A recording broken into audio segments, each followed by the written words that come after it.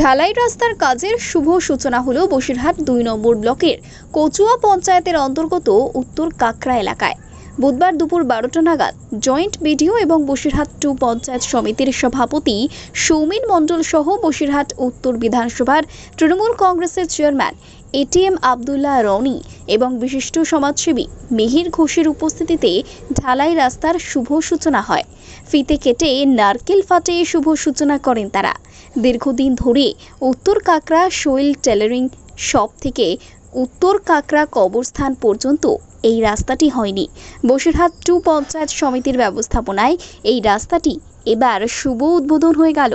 রাস্তাটি তৈরি হতে খরচ হবে ২০,৬৮,২৮৭ টাকা। এলাকার মানুষ এই রাস্তাটি পেয়ে খুশি। রাস্তাটি উদ্বোধন করতে উপস্থিত ছিলেন এলাকার বহু মহিলা থেকে শুরু করে বিভিন্ন ব্যক্তিবর্গরা। সমগ্র অনুষ্ঠানটি সঞ্চালনা করেন বসিরহাট ২ পঞ্চায়েত সমিতির খাদ্য কর্মাধ্যক্ষ বুলবুল ইসলাম। দেখুন, মাননীয় মুখ্যমন্ত্রীর উন্নয়ন বাংলার প্রতিটা প্রান্তে পৌঁছচ্ছে।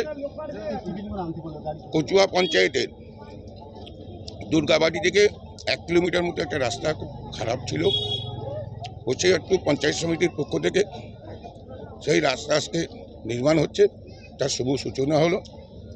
আমাদের পঞ্চায়েত সমিতির সভাপতি সৌমিন মণ্ডল আমার সঙ্গে আছে, আমাদের ব্লকের সভাপতি মিহির ঘোষ আমার সহকর্মী, সেও আমার সঙ্গে আছে, আমার অঞ্চলের সভাপতি এবং পঞ্চায়েত সমিতির খাদ্যের কর্মাধ্যক্ষ সকলেই আছে, বুলবুল বিশ্বরূপদা প্রধান আছে। সকলে মিলে একটা ভালো কাজের সূচনা করলাম। সম্মানীয় সৌমেন মণ্ডল মহাশয়কে আমরা বরণ করে নেব। আমাদের বসিরহাট ২